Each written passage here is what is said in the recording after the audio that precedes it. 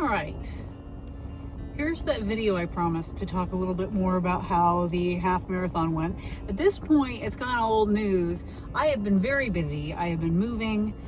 My dog is getting knee surgery because he has had a knee injury for the longest time. And we finally had some money to actually get him the surgery he's been needing. So anyway, I'm here at my run. I haven't been running much the last couple weeks either, which is partially why I wasn't doing vlogs. I'm also thinking I'm probably not going to be bothering with vlogs for a while. I'm not really training for any particular race or anything, and I'm no longer trying to up my distance.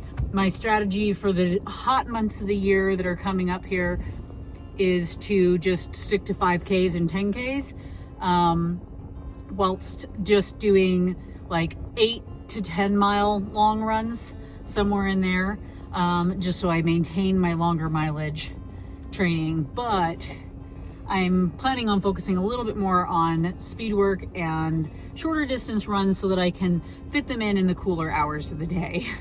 But basically, quick couple of things about how the race went. The race went great.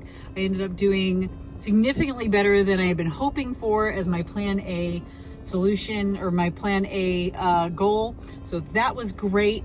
I had one heck of a night before because my mom and I were staying at a place that did not have a storm shelter, and the night before the race, the tornado sirens were going off. This was in Oklahoma, and the tornado sirens were going off multiple times, and we had like multiple tornado warnings popping up on our phones and stuff.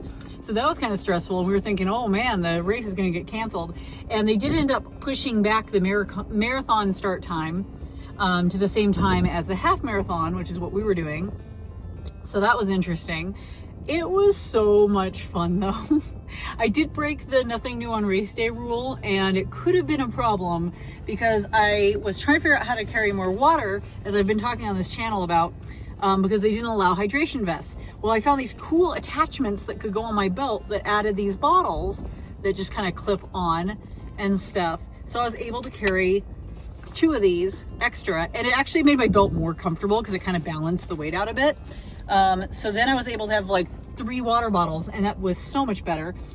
But the clips needed to kind of get worked in a little bit.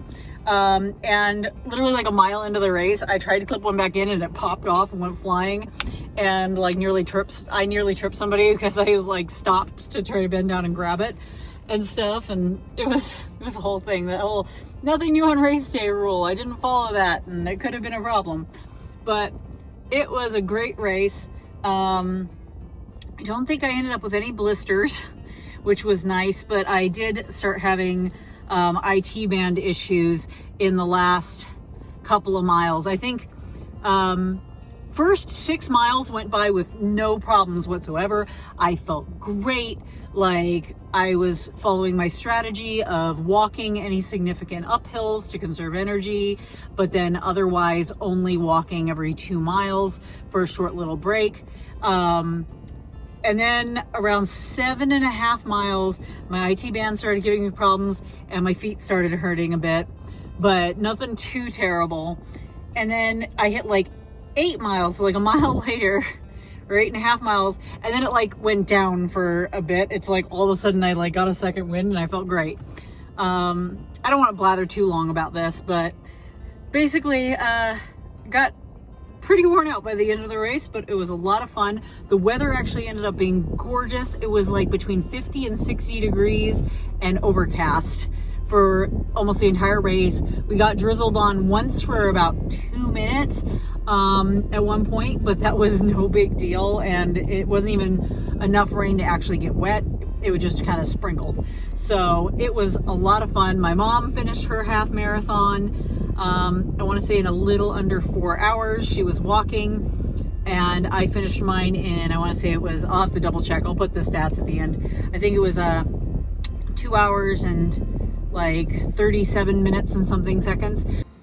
Post-recording person, realizing I left out the details that after I finished my race, instead of waiting around for my mom to finish hers, I went ahead and walked along the course to meet her, like I always do when we go to races together, since I always finish first since I'm running and she walks, and she's starting to incorporate a little bit of jogging here and there.